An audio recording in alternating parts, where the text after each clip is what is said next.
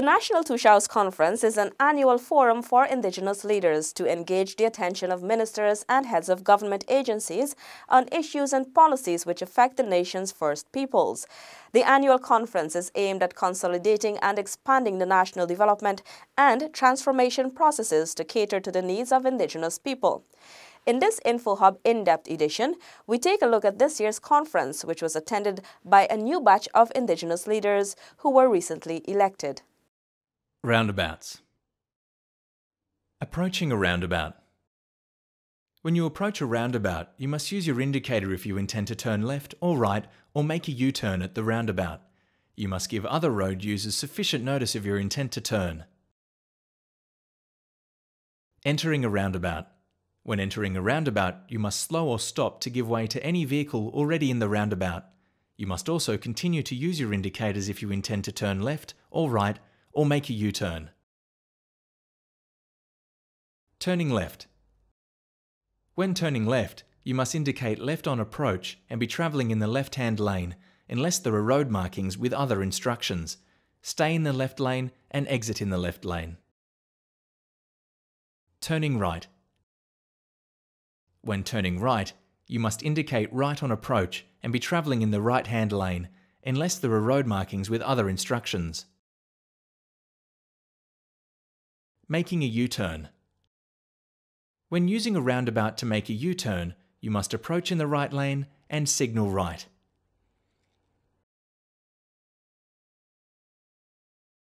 Changing lanes in a roundabout. Drivers may change lanes in a roundabout if they wish. The usual road rules for changing lanes apply. You must use your indicator and give way to any vehicle in the lane you are entering. Going straight ahead. You don't need to signal when approaching the roundabout if you are going straight ahead. You may approach the roundabout from either the left or right lane unless there are road markings with other instructions. Exiting a roundabout. As when you exit a road, you must signal left when leaving a roundabout, if it is practical to do so, and you should stop indicating as soon as you have exited the roundabout. However, when you are travelling straight ahead on a small single-lane roundabout, it may be impractical to indicate when exiting. The 12th National Toshaos Conference from July 16 to 20 was held under the theme, Preserving Our Past, Protecting Our Future. It brought together Toshaos, senior councillors and community development chairpersons who represented the 215 indigenous villages across Guyana.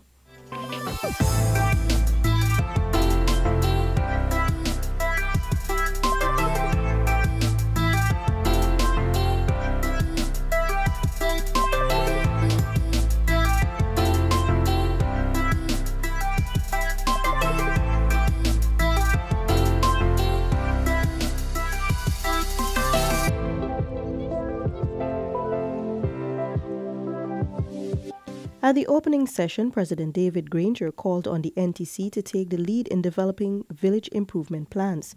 The VIPs are aimed at ensuring more sustainable and secure livelihoods, boosting human well-being, creating opportunities, and reducing the inequalities between the coastland and hinterland communities. These calls recognize that public services must be generated from and at the local level. The NTC can help to improve people's quality of life by assisting their communities to develop village improvement plans which promote access to the public services to which I referred. The majority of indigenous people still live in the hinterland, that part of our country which occupies 75% of our land space. The small size and wide dispersal of villages present challenges to the delivery of public services. Low population density, for example, of a mere 4 persons per square kilometer increases the cost of delivering public services. Village improvement plans, therefore, must pay attention to every aspect of community life in order to ensure that public services are easily and equitably delivered. These plans, the head of state noted, must create a blueprint for improving the delivery of public services. It must specifically address education access, employment creation, environmental resilience building, improved health and human wellness, and renewable energy. Villagers' quality of life is dependent on the quality of public services provided to them. These public services include communications, education, information, sanitation, social protection, and the provision of other amenities and utilities. These are all necessary for satisfying people's basic needs, enhancing their economic opportunities, for promoting social integration and reducing inequality. Villages, if they are to be viable, should ensure that these services are accessible, affordable, and are appropriate to their people's needs. Public services should be enjoyed by all, regardless of place of residence. It should be delivered at all three levels of government. At the central government, represented here by Vice President Alikok, and the regional government, represented here by the regional chairman, Mr. David Amadan, of his current team. And at the local level, represented by the Toshaos themselves. The President spoke of the provisions of the Amerindian Act of 2006, which empowers village councils and the NTC to promote access to public services. The head of state called for the establishment of suitable administration, operation and organization structures to foster cooperation between the national and regional governments, village councils and district councils. The NTC, therefore, is not an ornamental body. It has work to do. It is not a political party. It is an executive arm of the state. It is vital for ensuring progress for indigenous communities. It has to work with the region and with central government to deliver the good life to our people everywhere. The NTC, therefore, must establish suitable administration, operation, and organizational structures to foster cooperation between national and regional governments and the village councils and district councils in order to ensure the implementation of its decisions. Indigenous Peoples Affairs Minister Sidney Alikok urged leaders to respect their individual offices, remain focused, and serve with distinction. We're all here at a time when we have to focus on the development of our communities. We have to build on what we have. The riches that we have to build on those. Respect our office and stay focused on the bigger picture, the development of our indigenous peoples and ultimately our nation. We must be able to understand protocols. While we have a voice, we must know how to use it. The minister also warned that leaders past and present will be held accountable for any misappropriation of public funds and other resources. We have not gone to take anybody to court because of mismanagement of funds, the village funds. But for this next, I would like to signal to the Toshaos that we have had 3 years of trying to get it right. You have to prove that we have it right. So those persons Toshaos who have public property as their own, who cannot give account for the funds that they were given responsibility for, you would be called to answer for them. Minister Alikok had recommended for consideration the inclusion of provisions for the recall of elected leaders at both the village and NTC executive levels in the soon-to-be amended Amerindian Act of 2006. However, with regard to the outcome of the recently concluded village elections, Minister Alikok was optimistic that this group of elected leaders is a reflection of their hard work and the vigilance. It is testimony to the voters' wish to move away from the ways things have been for some time to a more progressive development agenda. Our people are moving away from listening to the divisive political messages of despair and placing their focus and energies on their developmental needs. Our people are more and more every day demonstrating their trust, appreciation, and admiration for government, which is listening to them and demonstrating its commitment to delivering to them the public goods and services to which they are entitled as citizens of Guyana. Minister Valerie Garrido-Low urged the Toshaos to be aware of those seeking to sow seeds of discord among them. Toshaos and councillors, be aware of the wolves in sheep clothing who pretend at this time to care for you and to have your best interests at heart. But while they were in office for 23 years and had the opportunity to show that care, they failed miserably to do so. The majority of us are still in awful poverty, despite that we live and are surrounded by richness and beauty. And this is what the coalition government is addressing. Minister Garrido-Low emphasized the government's commitment to improving the lives of the indigenous peoples by bridging the gap between the coastline and hinterland. Your government has demonstrated to you in a matter of 3 short years that our First Peoples, our indigenous Guyanese, matter, that we are important to this nation. Hence, we will continue to focus on reducing the gap of inequality between coastline and hinterland. Elections for the new executive members of the National Toshaos Council was held on the 3rd day of the conference. Toshaos Nicholas Fredericks of Shulinab, South Central Region 9, was elected the new chairman. Toshaos Paul Pierre of Quebana, Region 1, was elected vice chairman. Toshaos Russian Doric of Yupukari, Region 9, was elected secretary. Toshaos Marbel Thomas of Campbelltown, Region 8, was elected treasurer. Toshaos Loretta Feedcow of Moritaro, Region 10, was elected as Secretary Assistant Treasurer. The historical election saw major changes in the composition of the body. For the first time, 5 women were elected to sit on the council, and of the 20 Toshaos nominated, only 3 would have served on the previous council. Each region was required to nominate persons to represent them on the council. Region 1 will be represented by Charmin Rambaju, Baramita, Paul Pierre, Quebana, Elizabeth Ramosindo, Bunbury Hill. Region 2, Howard Cornelius, Wakapau, Ralph Hendricks, Kapui.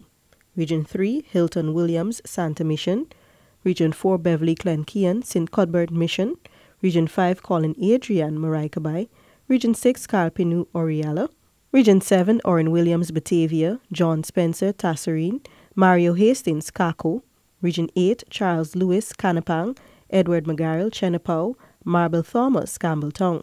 Region 9, Russian Doric, Yupukari, Nicholas Frederick, Shulinab, Zacharias Norman, Anai Central.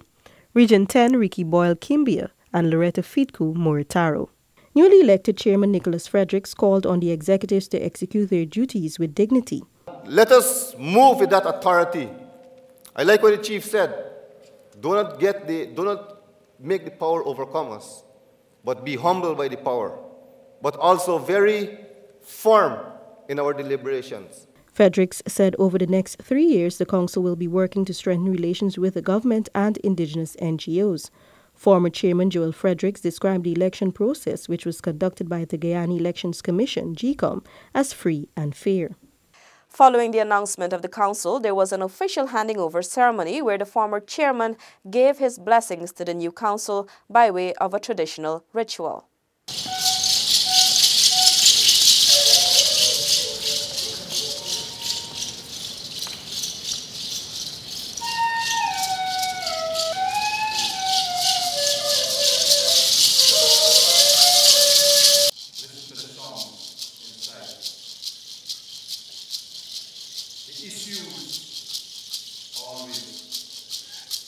Always bring it.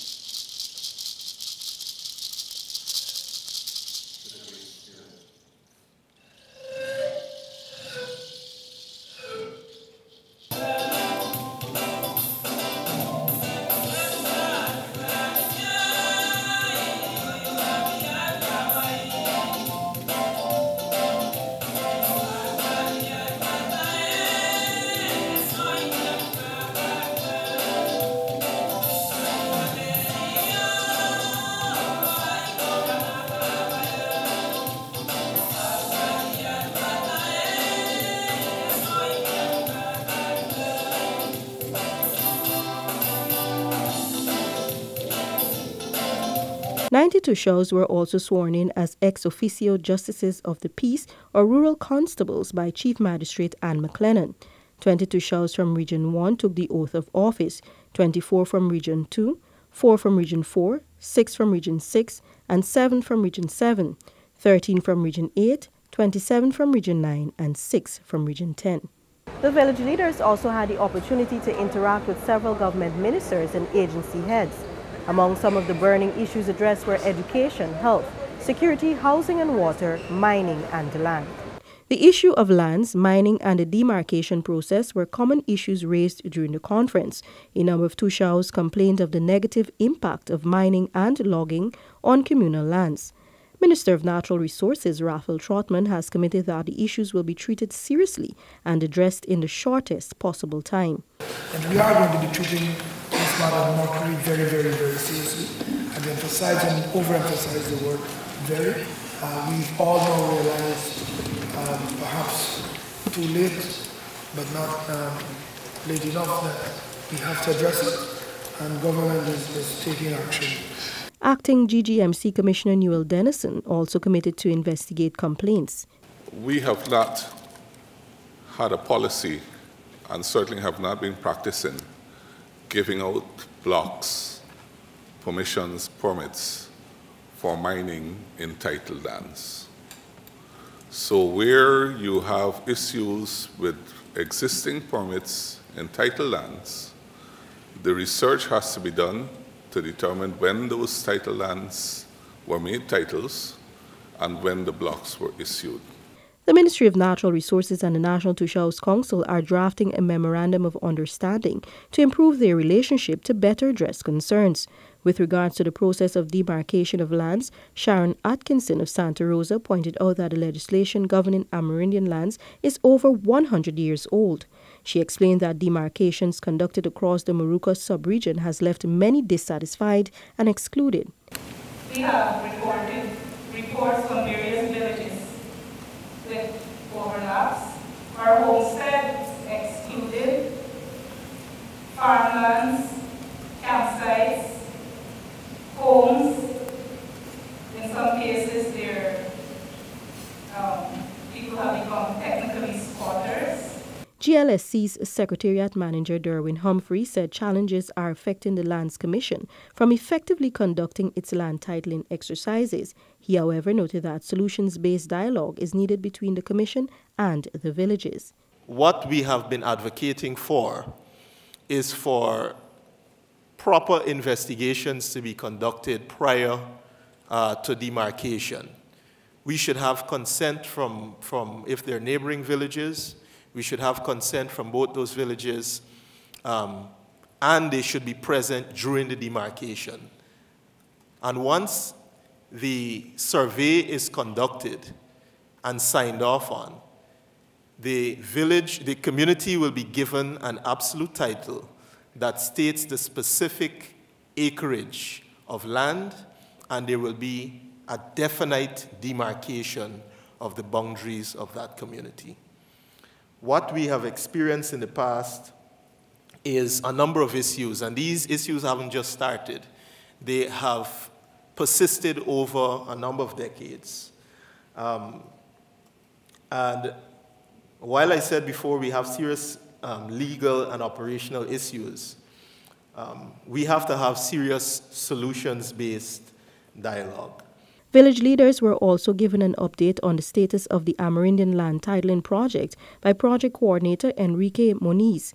He announced that GPS training will be provided to 10 persons within 68 indigenous villages.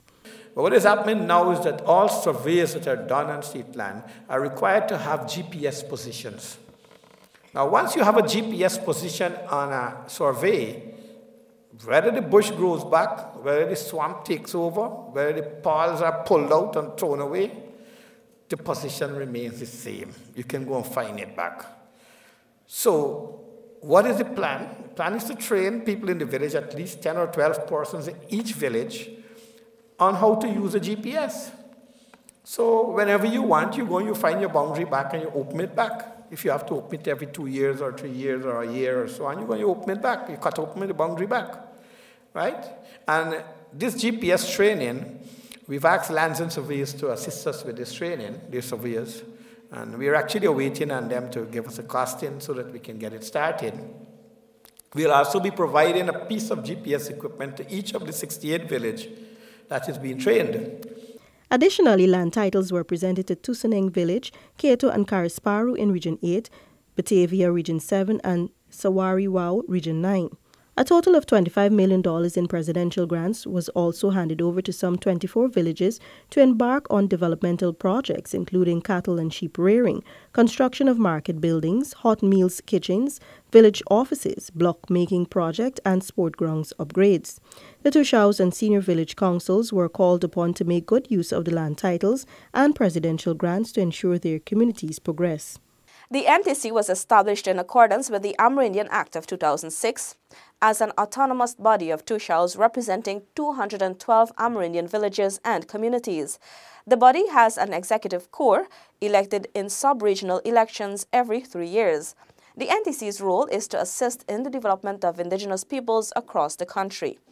This ends another edition of InfoHub In-Depth. Please join us again next week. The future of Guyana has never looked better. Our nation is on the cusp of a development program like never seen before. While Guyana is now emerging as an energy giant through the discovery of massive reserves of oil and natural gas, it is your government's intention that the huge benefits emerging from this will go where it matters most, to you, the people of this beloved country. There is a surge of confidence in the way Guyana is governed once again, and the level of investor interest is unprecedented. Guyana is poised to become the breadbasket of the region, and the pace at which this nation will grow through prudent fiscal management will be nothing short of impressive. But more than anything else will be the way every Guyanese, regardless of color, class, or creed, becomes a part of this historic period of national transformation, sharing in the wealth and well-being of it all as one Guyana.